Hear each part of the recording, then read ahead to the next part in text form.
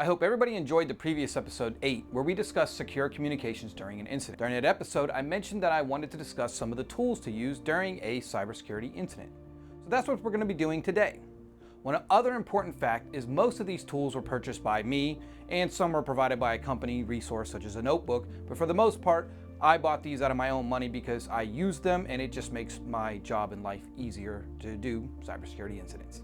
The scenario is the company's been ransomwared and we've lost everything, and we've set up secure communication to plan how we're going to repair, recover, and remediate from the current threat. Now, I said tools, but I want to include processes and tools together. Following a process is required for the tool to be useful. The best example is a supply chain attack, where we install an update that the hacker has tampered with, and we are helping them compromise our systems, which is not a good thing. Other important key phrase is to do the best of our ability. This can also be described as due care and due diligence. What I mean by the best of our ability is there are things we just can't do. This is where we must accept that we can't code review every piece of software, drivers, BIOS that we download and install. Thus, we must hope our supply chain vendors are doing their part. First up is the process of verifying we have clean source media. We can check manually or use a Microsoft signing tool to check if the signing signature is valid, but I'd like to use the DigiCert tool myself. What you want to look out for is a certificate using a homographic attack. This is where an alphabetical character looks the same is changed. Example, if you have toys.com, we change it to toys.com where the O is now a 0. The difference is a 0 rather than an O in the name. If the hacker used their own certificate, it would pass validation, but the human eyes might not pick up the homographic attack and the difference between a 0 and an O. The second is dual hash validation. High level, the goal is to ensure that the binaries we download from a website and verify the hashes match what is on the website. We dual verify by using 2 different internet connections to make sure the hash is the same. So here are the steps. We download PowerShell from GitHub. We are using a device that is connected to the corporate internet and using corporate DNS. We check the hash of the file. We confirm the hash matches the GitHub website where we downloaded PowerShell. We use our mobile phone that is connected to our telco ISP and using the ISP's DNS. We confirm the hash matches what we saw on the GitHub website for the PowerShell. So why do we do this extra step of 2 different internet connections? We do this extra step of 2 different internet connections because we want to ensure the DNS has not been tampered with and the hacker hasn't spoofed the website to become the man-in-the-middle supply chain attack. The possibility that the hacker compromised both your network and a completely different network, such as your ISP's DNS, would be extremely unlikely. I like to use an Excel sheet to keep track of all the binaries we downloaded and everything we verified. And we can come back and verify at any time in the future. Be sure to keep this file in the secure communication area during the incident. Now, if the hash is not displayed on the website, example, let's take 7-zip, we can see it's not there. The only change we must do is step 5.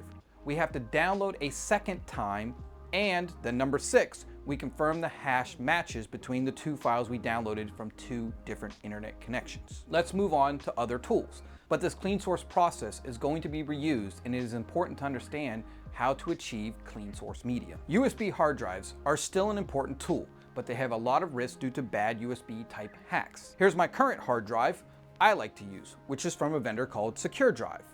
It'd be a good idea to have a few of these to be used during a cyber incident, so you know the drive's firmware cannot be tampered with. If you don't have tamper-proof USB drives, the next option is to go out and buy a brand new USB drive. However, this is a one-time use device because once you plug the device into a dirty device, can we truly trust that USB drive anymore? That's for you to decide, but the right solution is to procure a few secure devices to use in a pinch critical scenario and just mitigate the risk altogether. Okay, 1 second. In my hand, I have 2 devices.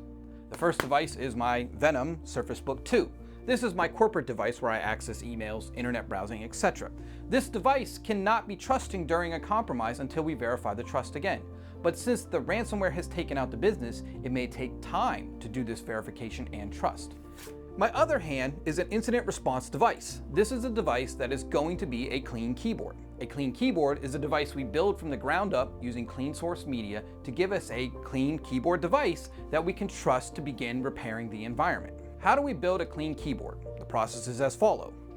We download all the BIOS, drivers, operating system ISO, and any other binaries we need, obviously using clean source media. Reset the BIOS to factory.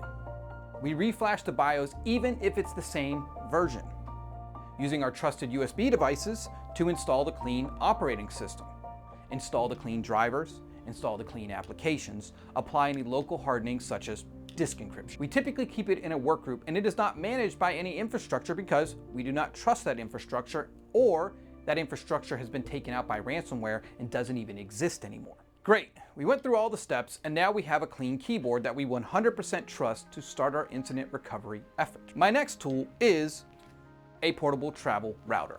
Here's my GL iNet. It supports a bunch of different options such as SIM cards, tons of security features that are built in, VPN options, Tor network routing, secure DNS, etc. I like to use this where possible as I really don't want to use the company's Wi-Fi or the network if possible. I've been in scenarios where it's a factory in the middle of nowhere and this device has really helped to allow me to have secure connectivity without using the existing compromised network that we currently don't trust. Last on my list is a YubiKey. I like to pair this with my account for usage with the local accounts on the clean keyboard and for the secure communication account. Using a YubiKey with the secure communication is straightforward to set up in most cases, but for the clean keyboard local account, it will require clean source download of the YubiKey login for Windows, then going through the setup process. Here's the recap. Clean source process to ensure we can trust the binaries we download from the internet. Secure USB devices that are tamper-proof from bad USB. A separate device that we can reset and use clean source to give us a clean keyboard. A travel router to provide network connectivity while we still can't trust the corporate network. And a security key in place of passwords that can be stolen. The cost of 3 to 5 cheap notebooks, 1 to 3 secure USB drives, and 5 to 10 YubiKeys as secure communication may need some extra for non-IT people to be part of the conversation. The YubiKey and secure USB devices can be reused day to day, so it's not a bad investment. But keeping spare devices that no one is using can be easily wiped, and reset is important because there should be zero data on these devices. And wipe and reset should be no questions asked, just do it. If anyone lives in Singapore and is interested in purchasing secure USB devices or security keys, check out a company called DT Asia Group. This is where I purchased some of my items and I would recommend them. I'll leave a link in the description. This is a wrap for this episode. I'm going to switch gears next episode, but I hope this helps you plan and be ready with new processes for when your next incident occurs. You're ready for secure communication and clean keyboards to be able to recover the environment and bring back trust. And as always, be candor.